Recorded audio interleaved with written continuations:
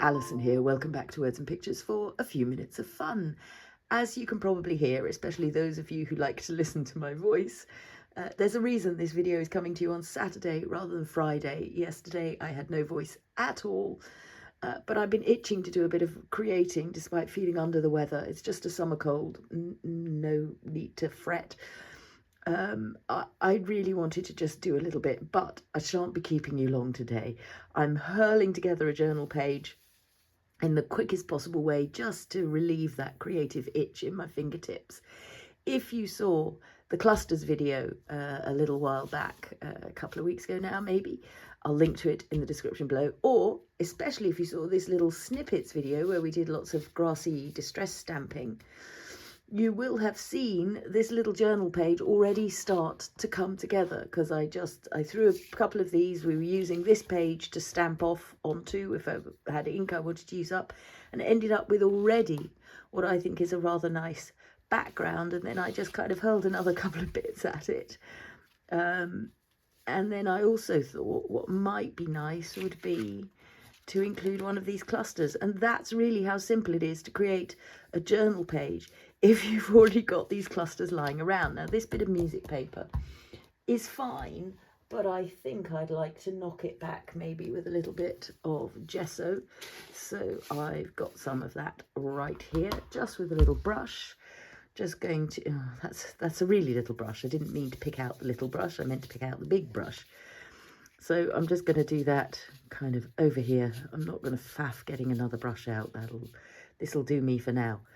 And I'm brushing, as you can see, onto that fabric, because I think some gesso on the fabric might be quite a nice textural thing. I just want that not quite so present.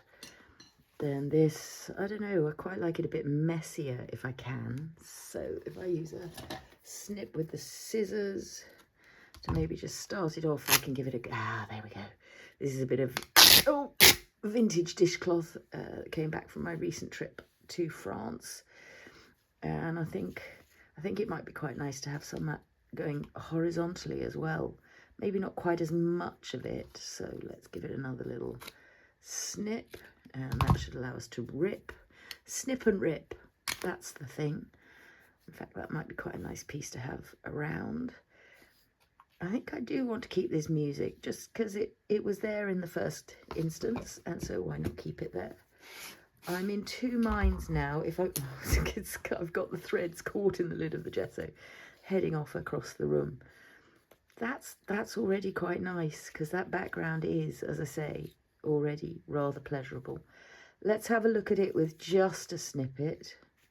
That's a larger snippet. I like it. I'm quite drawn to these two though, in with that background. And because we've got this little grassy snippet involved in the cluster, we've got something in common with the background. Oh, I like both of them. I'm going to need to do another of these backgrounds and do another page facing. Or what we could also do, oh hello, I seem to have some sketches over on this side. That's way back in cornflower days.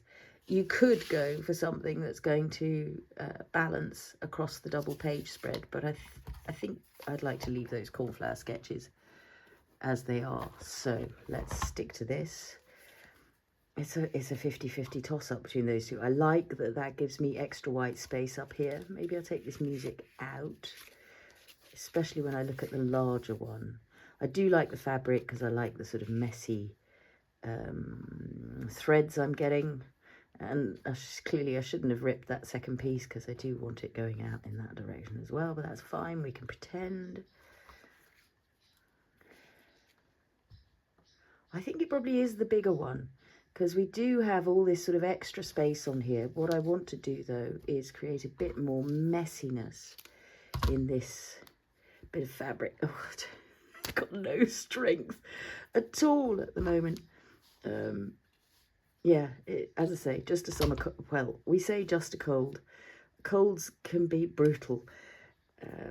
Maybe what I can do is just kind of create a little bit of messiness like this. And then the other thing I could also do, if I've got some around, is throw in, there we are, a little bit of this messy mummy cloth or cheesecloth. That's always a good thing. I have got another pack, so I'm not worried about that running out just before Halloween, when it's really brilliant for sort of spiders' webs and things. Yeah, I think a little bit of that as an extra bit of texture, fabric texture. What did I decide? I think I decided that one, didn't I? I'd quite like this a little bit less prominent, so I think I'm just going to tear along the top of there. And all of this ripping gives us texture, really nice things. I want to keep this lovely sort of sense of the background here. I'm enjoying all these purple flowers, so let's just check once again that I don't want the green flowers. No, I definitely want this larger one. Grand. So then it's just going to be a question of a bit of glue. And I think what I want to do is keep these not fully glued down, because I like the idea of them sort of flapping around. So I'm just going to apply enough glue to hold the center of that piece, and move it up a little bit to keep some more of those plants available. I like that that's getting a bit thinner at that end, even though it's an accidental thinness. Let's put a little bit of this in here. Let's put a little bit of this in here. Let's have this also here, although, I mean, that is covering up quite a lot of that stuff, but I like it, which is the messier end. That's quite a messy end. Let's put that under there. And all of this is going to be quite bumpy, but I think in a good way. As you know, I like texture on my pages. I very rarely like papers that lie down completely flat.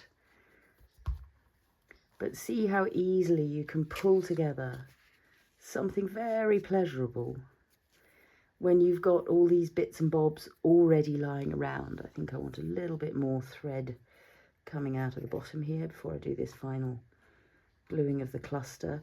And what I'm also going to want, of course, are a few more words. We have got on here, voices soft and sweet. So maybe that's enough to be going on with. I'll see when I've got it glued down. Interestingly, the glue doesn't seem to want to come out of here.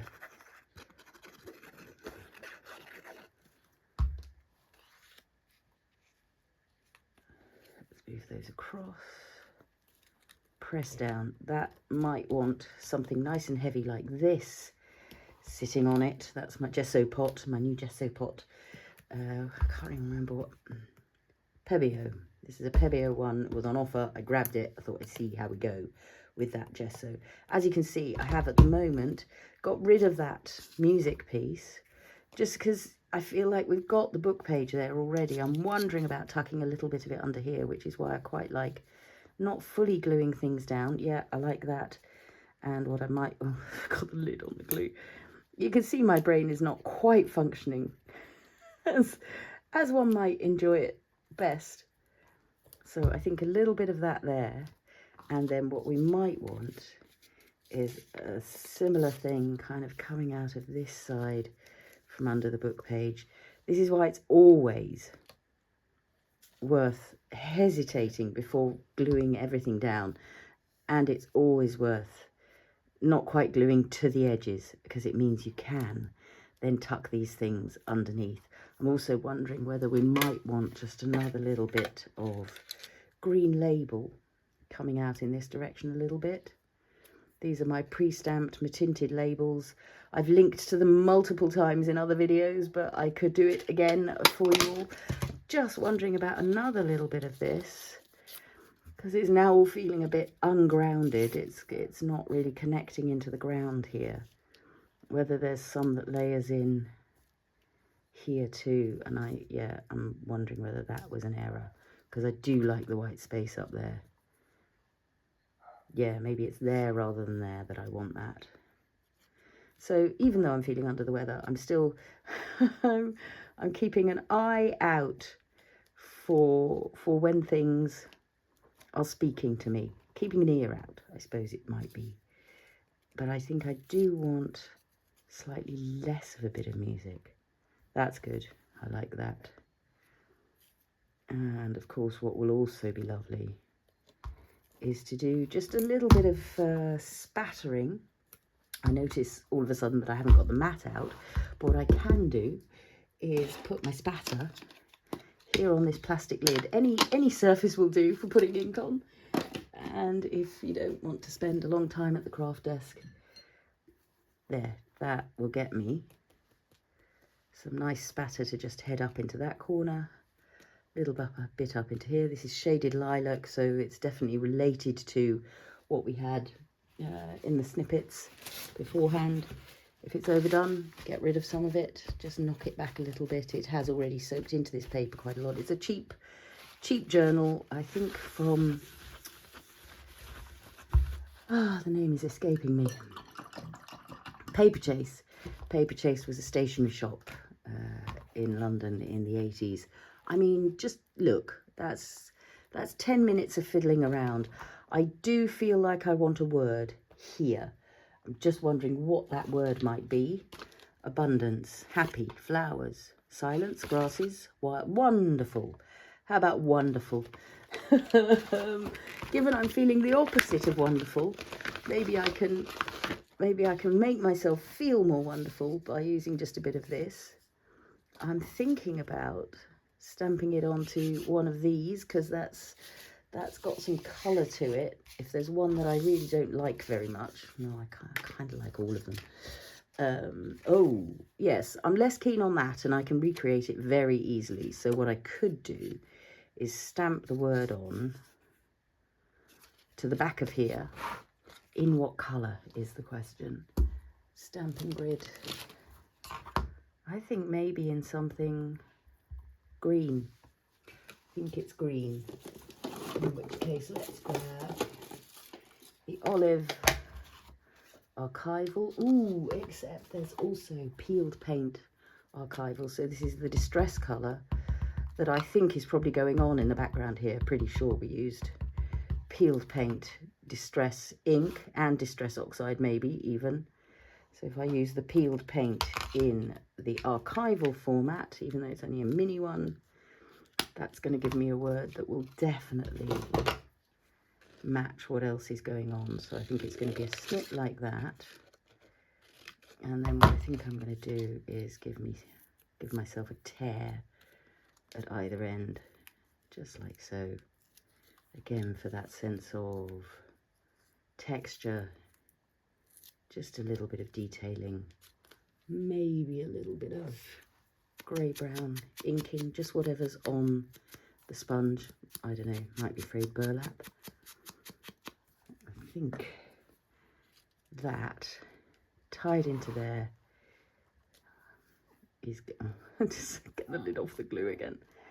And I think that's going to be our lot. So once again, my apologies for not being on time this week, but I am here, and just that little moment of creativity I hope will set my spirits up for the day slightly better. I'm on the way to feeling better, and there's lots that needs doing, so I'm hoping this will get me in the mood to do what needs to be done today. As I said, I will link to this grassy stamping video. I will link to this clusters video, so you can see these also being made with other mixed media bits and bobs and ephemera. And yes, I hope you've enjoyed that little bit of slightly croaky, slightly creaky, creative inspiration. And I hope you're having a wonderful weekend. Thanks so much, and happy crafting all.